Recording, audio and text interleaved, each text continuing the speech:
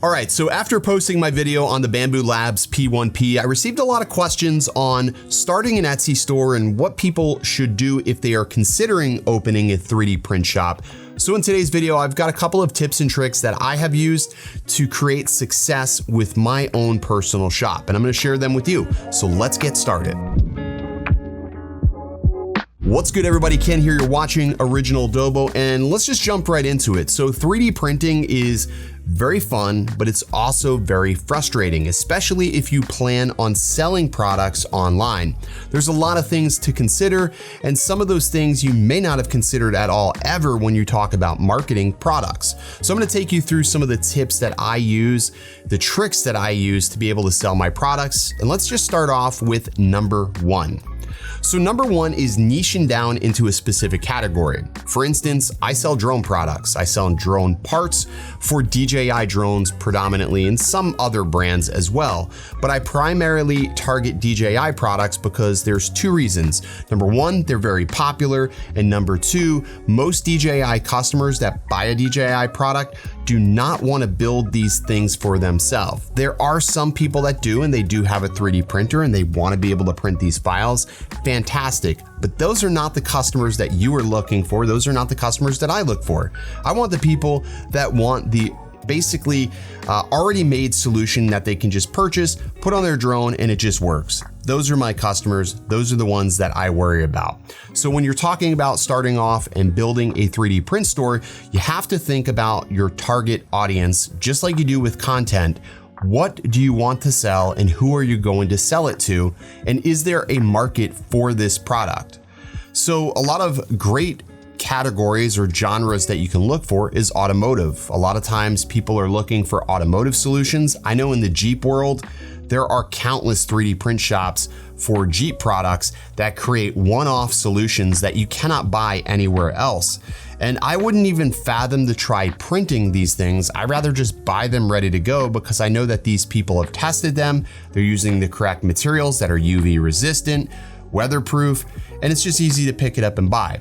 So when you're thinking about starting a 3D print store, whatever you decide to do, make sure you niche down and really choose a specific category, because it's easier to target a smaller audience than it is a broader audience. And it's also easier for SEO on Etsy to put that product in front of the people that are most interested in it. All right, let's get into tip number two. Alrighty, so tip number two is just to keep it simple. When you are first starting out, don't overwhelm your customers with a lot of different 3D prints. It's really easy to fall into this print hole where you have like 20, 30 different products up there, and people are just not really sure what to buy. Not only that, it creates a problem for you, because if you have multiple products that sell really well, really quickly, now you have to print these products and deliver it within your processing time. So something that a lot of purchasers on Etsy don't realize is that most products are not ready to ship. They have to be produced. Most of us on Etsy that have a store have a production period. It can be anywhere from 3 days to 7 days, which is the most common time frame, but you got to give yourself time to make these products. And if you're using FDM printers that print filament, it takes time because it has to put every single layer on the product in order to produce it. So keeping it simple, starting off with a few models, a few products will ensure that you're able to deliver to your customers in a timely fashion. It also just keeps it simple, sort of like In-N-Out Burger. You know that they just sell burgers, fries, and shakes, and it just makes a lot of sense, and it means that your buyer can just grab something and immediately go to the checkout, and that's it. If it's something they need, they'll buy it right out away. So my recommendation, keep it simple, especially if you have a limited number of printers. If you have under 5 printers, you definitely want to keep it simple, so that way you don't end up with an influx of orders that you cannot deliver. All right, let's get into tip number 3. All right, so tip number 3 is one that I don't think a lot of people really give in much thought to, but it's low available quantity. So you ever go to an Etsy store and you'll see that it says low stock available and it's in red? That is not done out of just the fact that people are buying it and they haven't restocked that. A lot of times that is very, very intentional. If you ever go to my store and you see that there's a very low number of products available, that is very, very intentional on my part. keeping like 5 or 6 items available, one, controls how much people can purchase and also allows me some time to catch up with the 3D prints, but it also creates something that we're all very familiar with, which is called FOMO. Now, FOMO is fear of missing out, and when you keep these low stocking items, it means that people think it's not going to be available tomorrow and they are more apt to purchase this. This is just good marketing 101. Do not keep 100 in hand, don't keep 20 on hand, don't even keep 30 on hand, unless if you're absolutely lighting the world on fire with sales. I recommend keeping your quantities low. Lower the quantity, the more exclusive the product seems, and the more exclusive the product seems, the more apt people are to purchase it. All right, let's get into tip number 4. All right, so tip number 4 sort of piggybacks off of low quantities, which is to create hype around the product. You have to have hype in order for somebody to buy something nowadays. It's just social media marketing 101. Now, obviously, I have a YouTube channel and I'm able to create my own hype around my own products just by using them in videos or sending them out to creator friends that I have. But you, as somebody who is just starting out, how do you create that same hype without an audience? Well, luckily enough, we have Facebook groups that you can utilize. You have Facebook Marketplace that you can also utilize beyond Etsy. You have friends, family, and yes, you can also send your 3D prints out to creators that have a channel that even if you don't know them, just sending out to their PO box and taking a chance that they would review the product and share the link has worked for me in the past. I have sent products all over to different creators, whether they've asked for them or not. If they had a PO box, I've sent them out to them, and sometimes that has paid off hugely, because they take a look at the product and they're just like, damn, this really works for what I need. So you can create your own hype for your products at a very, very little to no investment other than the fact that you're just shipping a product that you made, taking a gamble on whether or not it's going to pay off and whether or not somebody is going to promote it.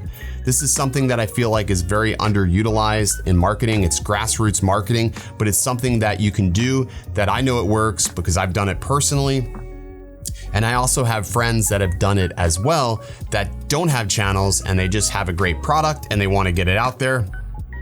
So sending these products out to people that do have some following or maybe a little bit of a following or maybe no following at all, but they're popular in these Facebook groups can really go a long way. So check out grassroots marketing and send your products out to create hype.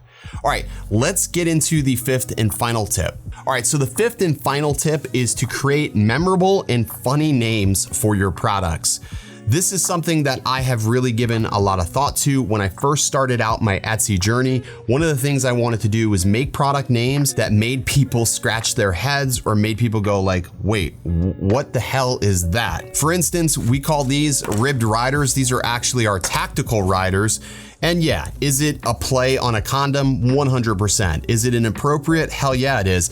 Is it funny as shit? You betcha. And these have sold tremendously well, and they're probably one of the most popular accessories when it comes to the DJI Avata.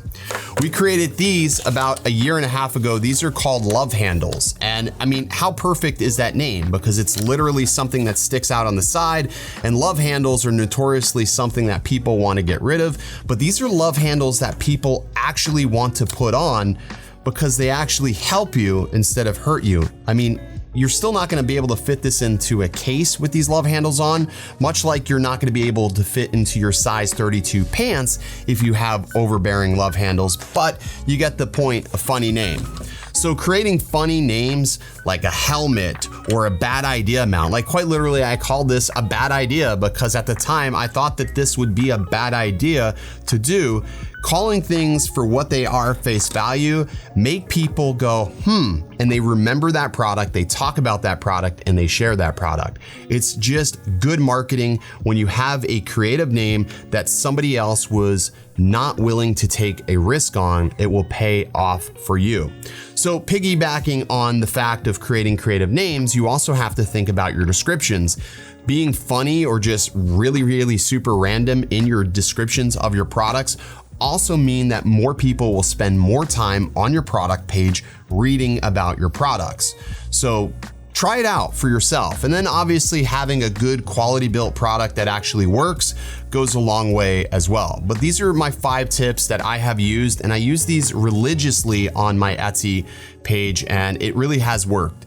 We've been doing this now for 2 years, and every single year that we have been on Etsy so far, we have doubled our numbers and doubled our volume year after year, and I suspect that this year will be no different.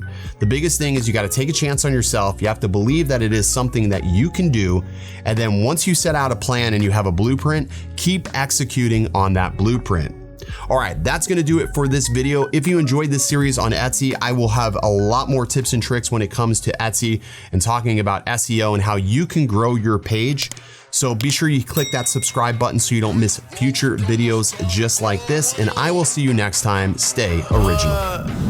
I heard they checking for me, no one checking on me, so I had to go run up a check. I got the message on me, ain't no flexing on me, my attorney gon' call and collect. Blessings on blessings for me, my successes only made them envious, they got upset. I had to put all their egos in check.